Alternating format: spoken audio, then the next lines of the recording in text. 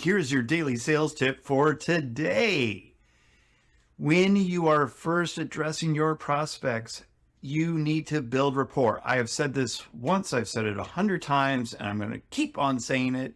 People will only buy from those that they know, like, and trust. And the best way of doing that is creating really great rapport with your prospect. And there are two very simple things that I always do to create that really good rapport. Number one, I do my research. So I know who I'm talking to.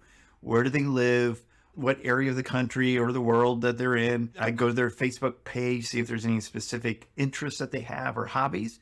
And then I address those immediately if there is some sort of connection between them and me. Like if they like to travel, I love to travel. So we talk about traveling a little bit and we create that connection.